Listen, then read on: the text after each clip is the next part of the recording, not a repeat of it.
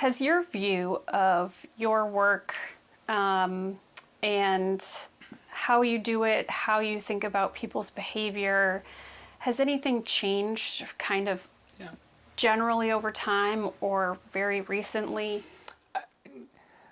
I think that we've shifted in recent years to a less policy-focused discussion in campaigns, state as well as national level.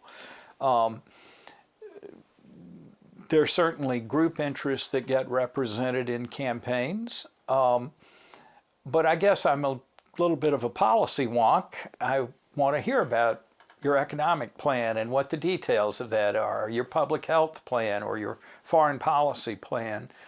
And I think over the last 12 years, let's say, since we started the Marquette poll, there's been some lessening of the policy focus of campaigns, going for broader image and impression, give you the feel for what our policies are, but not be expected to define those policies in any kind of detail. And ironically, this year with Project 2025, you start to see why a campaign wouldn't want to do that, because Project 2025 wrote down 900 pages of specific plans. You might like them, you might not like them, but those were specific proposals out there, and Donald Trump has been disavowing any connection with that. That does show the sort of peril of being too specific about what you're going to do. And I think the Harris campaign has yet to be very specific about details. And the Trump campaign is not very specific about its details either. And I do think that's a difference from 2012 or 2008. And I don't mean we were always high-minded and publishing white papers for the campaign, but I do think we've moved a little more to feelings and impressions and general feelings about issues, and not so much a serious debate about serious problems. What do you attribute to that? I think it's electoral self-interest more than anything.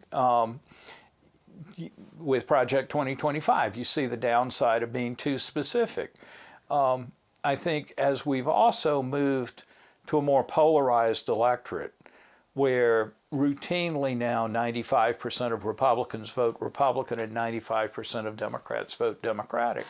This is a far cry from when people could go to the voting booth and give big majorities to Tommy Thompson and Herb Kohl on the same election day.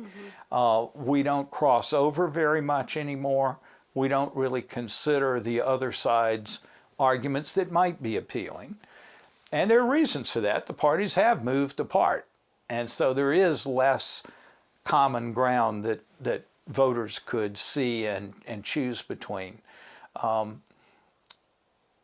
Starting in the early 2000s, we saw parties more and more focus on mobilizing their base voters, their strongest, most committed voters, and the game being maximize the turnout of those people rather than try to win over people in the middle. And the logic is pretty compelling. If you can get one of your core supporters to vote, you're virtually guaranteed of getting that vote.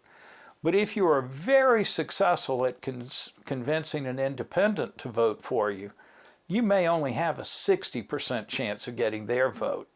And so the force of the logic of this pushes campaigns to focus on their base, and to some extent, not to do as much as they may have once done to try to win over the not huge number of people, but the important number of people that are more convincible. Does that explain Tammy Baldwin and Ron Johnson? I think to some extent it does. Baldwin in particular is notable for her efforts to campaign in parts of the state that Democrats don't usually win. Including rural parts of the state where, again, Democrats haven't been doing very well. And it's paid off for her. She may or may not win those areas, but she loses them by a lot less, and that helps her win statewide. I think Ron Johnson has been an interesting example of a candidate who in both 2016 and again in 2022 entered the race behind and with his favorability numbers upside down, more unfavorable than favorable. But in both of those campaigns, built support steadily through the campaign to end up winning by a little bit in 2016 and by a tiny bit in 2022. So I think both of those campaigns, from such different political perspectives, have succeeded not in sweeping the middle, but in doing well enough in the middle to still sustain their campaign. What other kind of takeaways would you want people to have? I think a bigger long-term issue is the decline of civic engagement and trust in government and trust in the political process. And this is hardly a new thing. Those numbers have been getting worse since the 1960s and continue to do so. So we have a significant segment of the population that is very skeptical about government, skeptical about government's ability to do anything to improve conditions, and a lot of distrust of political actors. So, and that includes the media, it includes pollsters, places that you might have gone to for information you thought was trustworthy. That has gotten a lot worse over the last 30 or 40 years, but it's also gotten worse over the last 10 years. And I think that is one of the mechanisms that is making politics more brutal, but also making it more difficult for us to find solutions to our problems. There's a host of problems that a little bit of old-fashioned horse trading between the parties could at least address some elements of those disagreements. But it seems like we're in an era where that kind of bargaining hardly takes place at all.